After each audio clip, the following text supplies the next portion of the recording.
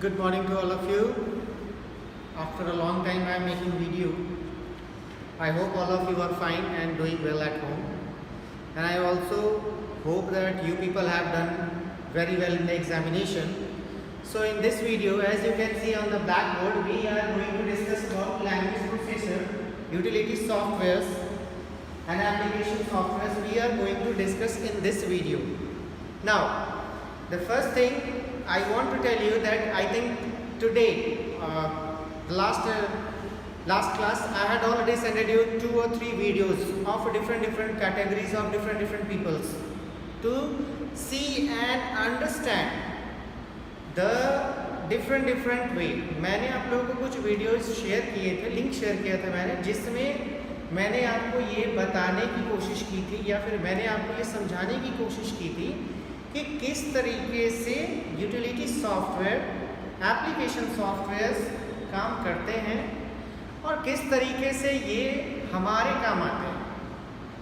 Now I hope all of you are understanding very well, but in this video it is very important to understand some different levels and some different topics. Now the first thing is about language processor. As you know about that, आप लोगों को already पता है what is language processor. It is given in your book that the various software that are created by written programs in computer languages, and they are many computer languages such as C, C++, Java, Python. So many are there, and programs are written in computer language to create different software applications. मैंने आप लोगों को सबसे पहले एक चीज़ बताई थी, मैं बेसिक्स आपको बता देता हूँ. मैंने आप लोगों को पिछले साल भी बताया था, इसके पिछले साल भी आई होप मैंने बताया ही होगा कि किस तरीके से एक लैंग्वेज प्रोसेसर जो है वो हमारे लिए इम्पॉर्टेंट है. Because not only for us, for the computer also. Because I told you in the last, I think previous year और previous classes, that a computer does not understand our language. Computer हमारी भाषा को नहीं समझता है. उसको समझने के लिए एक कंप्यूटर एक लैंग्वेज की ज़रूरत पड़ती है, और उस लैंग्वेज को समझाने के लिए एक लैंग्वेज प्रोसेसर की ज़रूरत पड़ती है. जैसे कि मैंने आप लोगों को आई थिंक प्रीवियस क्लास में बताया था कि language processor is the an interpreter is the you can say medium between two peoples. एक इंटरप्रेटर जो होता है यानी कि एक ट्रांसलेटर जिसको बोलते हैं. जैसे कि ये आई थिंक मैंने एग्जाम्पल में बताया था कि किस तरीके से अगर हम बाहर जाते हैं तो अगर हमें वहाँ की रीजनल लैंग्वेज नहीं आती है, क्षेत्रीय भाषा नहीं आती है, तो हम क्या करते हैं, हम एक ट्रांसलेटर को हायर करते हैं जो हमें क्या करता है, उनकी भाषा हमारी लैंग्वेज में ट्रांसलेट करके बताता है और हमारी भाषा को उनकी भाषा में ट्रांसलेट करके बताता है. So this is the this process. तो वो जो बीच का होता है, जो लैंग्वेज ट्रांसलेट करता है, that is called translator, assembler, you can also say that. This is the work of a language processor also the same thing. और वो जो लैंग्वेजेस लिखी जाती है वो डिफरेंट लैंग्वेजेस में लिखी जाती है, जो होती है C, C++, Java and Oracle, और you can say Python is also there. So they are the language processors. So here is same thing mentioned that computer जो होता है वो एक इलेक्ट्रॉनिक मशीन है और वो सिर्फ machine processor means machine language ही समझता है, nothing else. So with the help of this language processor, a computer will be able to understand और computer will be able to communicate with us. इसके बारे में ज़्यादा डिस्कस नहीं करेंगे because I have already told you so many things in the previous videos. Now we are going on utility softwares. Now what is utility software? Utility का मतलब आप लोग जानते हो. What is the meaning of utility? It is you can say that utility software is a program that allows us to perform maintenance or housekeeping of a computer system so that functions work, computers work smoothly. computers को smoothly काम कराने के लिए हमें utility software की ज़रूरत पड़ती है. जैसे कि हमारे घर में बहुत सारे कामों के लिए हमारे पास बहुत सारे यूटिलिटीज टूल्स होते हैं, उसी तरीके से कंप्यूटर्स को प्रॉपर चलाने के लिए हमें कुछ यूटिलिटी सॉफ्टवेयर की ज़रूरत पड़ती है। And here is given as you can see that 3 examples of that. One is antivirus software, second is disk defragmenter and the third one is backup utility software. Now what is antivirus software? Antivirus software होता क्या है? You know that when we are working on computer and when the computer is connected to the internet, it is very important to secure the data. यानी कि जब हम computer पे काम कर रहे होते हैं और जब हमारा कंप्यूटर इंटरनेट से कनेक्ट होता है तो ये बहुत ही ज़रूरी होता है कि हम कंप्यूटर को और कंप्यूटर के फाइल्स को बचाएं वायरस से। And that can be done with the help of antivirus software. और ये सब जो है वो एंटीवायरस सॉफ्टवेयर की मदद से ही हो सकता है। So this is why antivirus play a very important role in our daily life in the term of computer. So it is used to remove the dangerous or you can say harmful, you can say in programs, बहुत सारे harmful और unwanted जो you can से files junks जो हमारे systems में आते हैं उनको ये रिमूव करने का काम करता है और साथ में हमारे सिस्टम को सिक्योर भी करता है antivirus software. Some of the examples as you can see in your book, it is given about Norton, Quick Heal, AVG, so many are there. Next, after the antivirus, second is disk defragmenter. Now what is disk defragmenter? मैं हिंदी में बताता हूँ, आप लोग ऐसे ही समझ में नहीं आएगा। होता क्या है कि कभी कभी हमारे सिस्टम्स में हम क्या करते हैं, you know what, फाइल्स जो होता है, जो हम फाइल्स रखते हैं वो अलग अलग जगहों पे अलग अलग ड्राइव्स में क्या होता है कि डिस्ट्रीब्यूट हो जाता है। Distribute in the sense word कि अलग अलग वर्गों में वो बंट जाता है and we don't know what is the actual size they are taking. वो क्या एक्चुअल साइज ले रहे हैं, सेम एक फाइल है लेकिन अलग अलग हमने रख दिया। तो वो क्या करता है basically, you know what, due to this the file में take more times to open.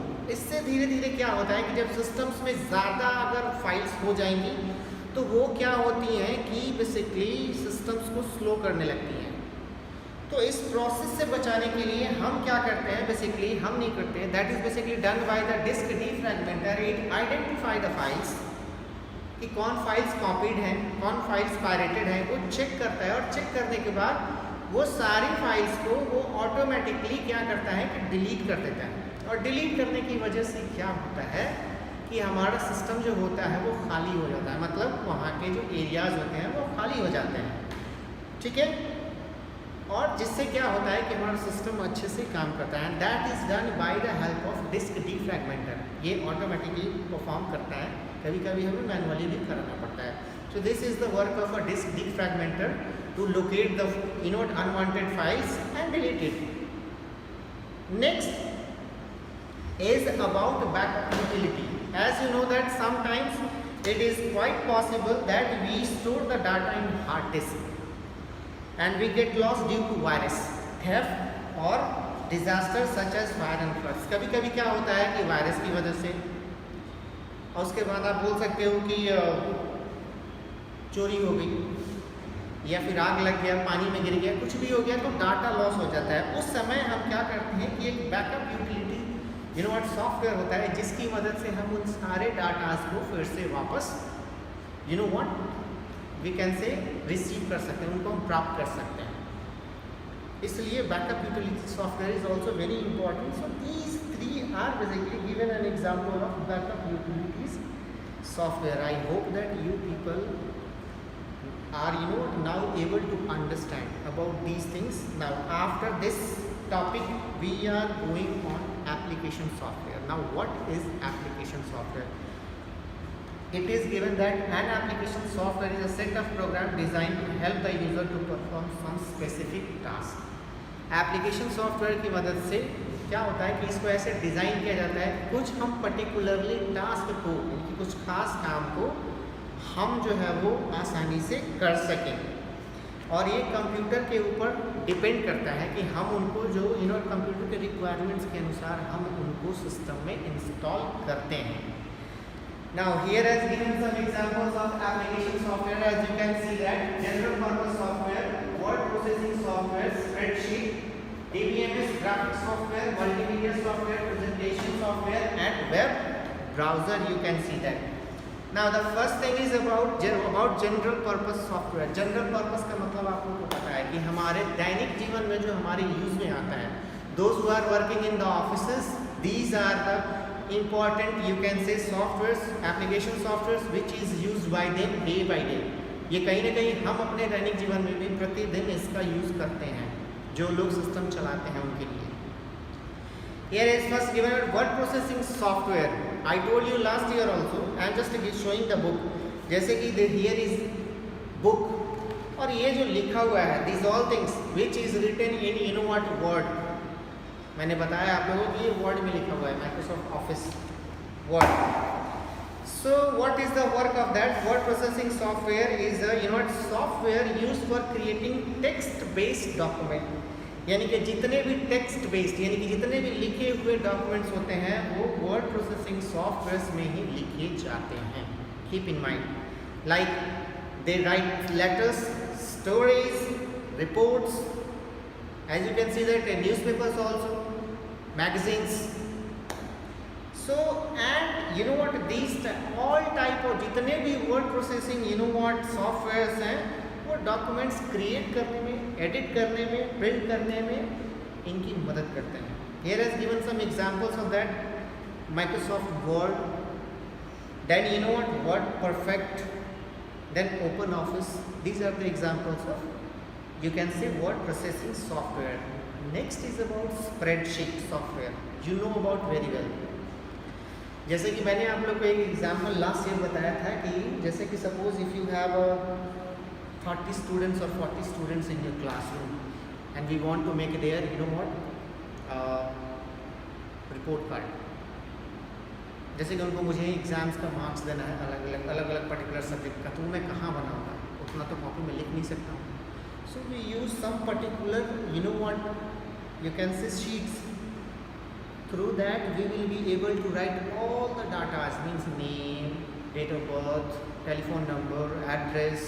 Then after all the subjects related you know numbers, we can write everything with the help of this. See, this software creates data value raw and column format. ये raw और column format में क्या है, data को put करते हैं.